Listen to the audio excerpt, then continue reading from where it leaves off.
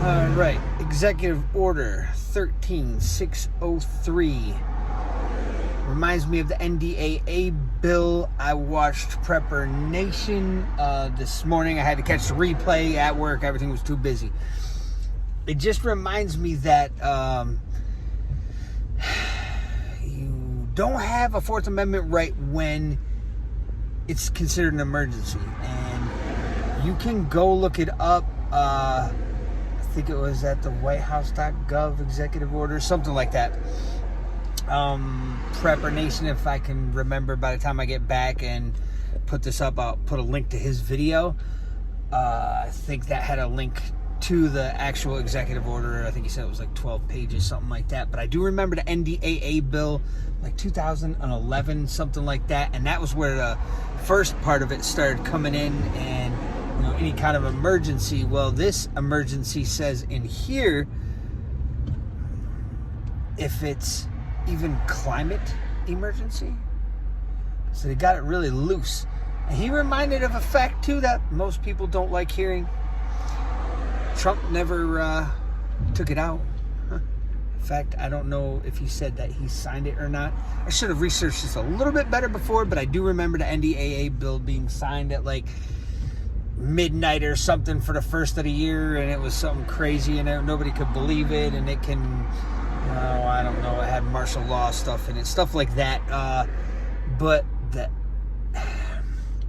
main thing is that they can take your private property in the situation of an emergency.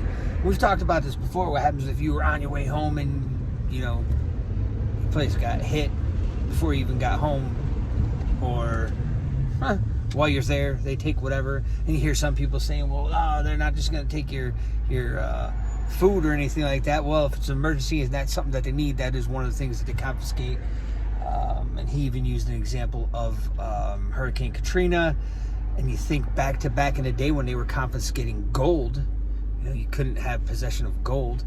And Katrina, they did firearms too. They confiscated everything. They made sure nobody had anything to even defend themselves with, eat with. Now, some people make a point when you talk about like taking your preps, your food, having your canned goods, like your not your cans that you buy in the store, but your like mason jars filled with food. Some people say that they won't take that because they don't know if it's tainted. They don't know when it was made. Even if you have dates on it, they might not trust it or something like that.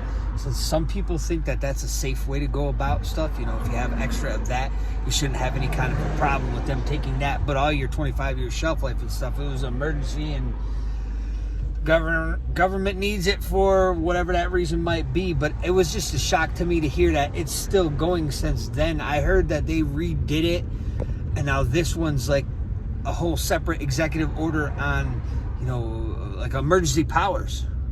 So it makes you kind of wonder. It makes you think, why would they redo that if it wasn't some sort of consideration?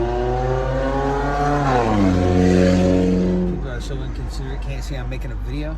Jeez.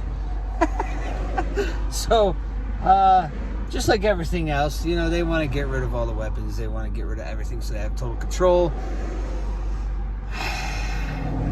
That's why we do things like cache,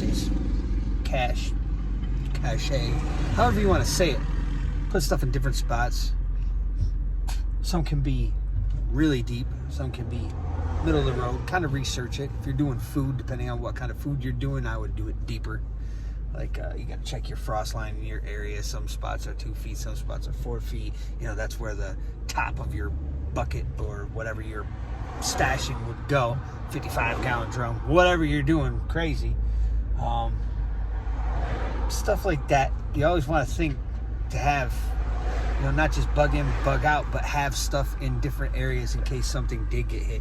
You don't want all your eggs in one basket, I guess is pretty much what I'm getting at here. But I guess that's it. Go check that out, and I will try to remember when I get back before I post this to put it over to or put a link over to his video. Go check his channel out. He's pretty much got the same thing going as I do. He's got maybe less shadow banning than I do when I could post a video and only get 9 views, and then I throw the same video over to Rumble, and it gets, you know, no matter what, it's always like 5 times as many views on Rumble I get with like 100 followers. I don't know if you guys know this, but this is a very suppressed, always survive on YouTube nowadays. Once in a while you get a short that pops up to 1,000, but what am I at, 6,300? I know I complain about this all the time, but I don't know, it's not fair. They suppress. So he's been sitting at the same number for a while. He's trying to increase subscribers also, so check him out. Tell him I sent you if you would. And new here, subscribe, follow, check out the Rumble. I'll try to remember to leave a link to the Rumble in the YouTube video, and I won't leave a YouTube link to the Rumble, or wait, I won't leave a YouTube link on my Rumble channel. Jeez, if I could talk, right? This is what happens when you get like almost 3 hours of sleep, work 12, and then have to run around. Okay, we'll see you again soon. Thanks for watching.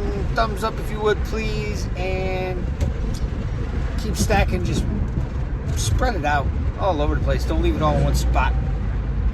Have a good day.